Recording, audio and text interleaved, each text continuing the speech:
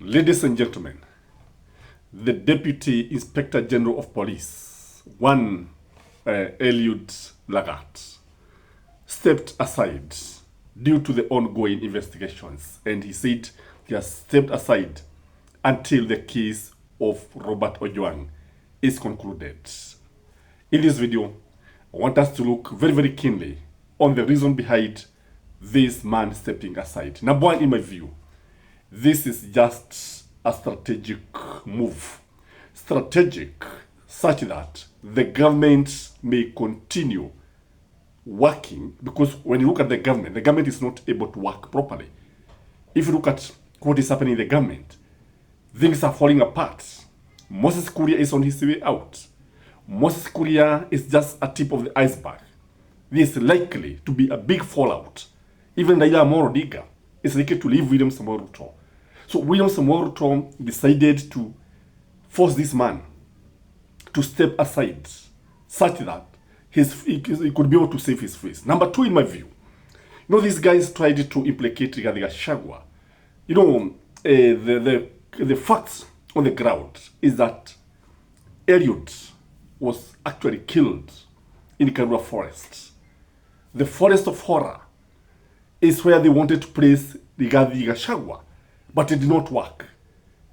When you look at these guys, they are trying to sell a narrative that Eliud was not actually the person who did it. But the big question that Kenyans are asking, who is this person who was calling the OCS and giving instructions, even when the duty police officers had refused to actually receive the body of the late Albert? So when you look at it, it is very, very clear that Eliud Lagat was forced out by William Samoei Ruto.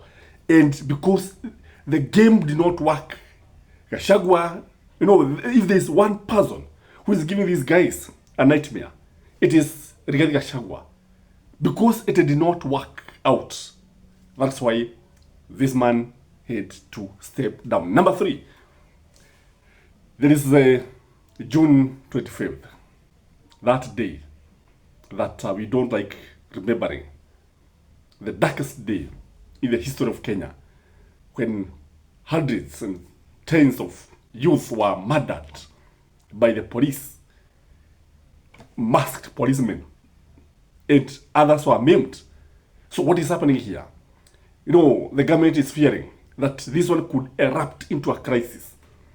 That the more they continue being in office, the more time Eliud Lagat continue to be in office, the more anger that he is fomenting among the citizenry. And therefore, to manage the anger, to manage the people, public anger, this man had to step aside.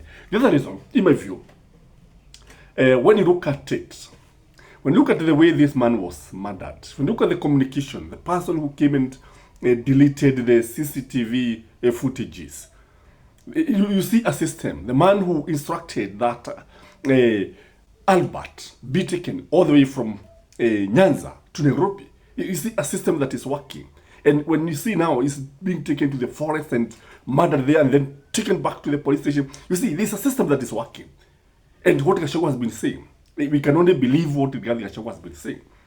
So this system, wezi kama ni wezi wauaji ambayo ipo, to save its face, lazima the Deputy Inspector General agejiodoa.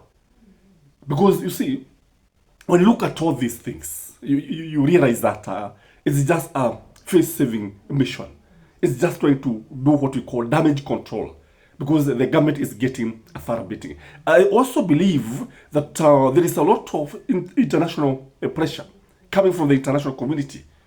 In fact, I noted that the government is in a panic mode because Trump, the US president, is threatening to ban some citizens from certain countries in going to US. And Kenya came to my mind. When I see what has been happening in Kenya, I think Kenyans could actually find themselves in a situation that they are not expecting because of poor governance. It is all about a bad governance. So this idea of America this idea of Trump actually threatening. And in fact, I understand they were given just some few days to do some things, and if they don't do it, then they'll be banned. Kenyans will be banned from going to the US. That would be very, very funny if you ask me. And Kenya could be a target. So there's a lot of pressure coming from the international community that unless some of these guys who are involved are arrested, because you see, what should happen is that because you see, those policemen who are interdicted, you know, they are spilling the beans, they are saying what happened exactly. Because you see, ile ya kushika vidagaa, unaacha mapapa, majipapa, the big fish, you leave them. And they continue killing people. So the fact that there's so much pressure could only force this man to resign. And I think he's not the only person who should resign. The DCI boss should also resign. Those guys who gave instructions to the police, to the DCI, to go for Albert all the way to Homabay County, those guys need to be arrested. Why spend a lot of money, taxpayers' money, in things that don't add up? Ladies and gentlemen, that's my take. I don't know what you think, but I request one thing: please like this video, leave a comment, and share this video. Bye bye.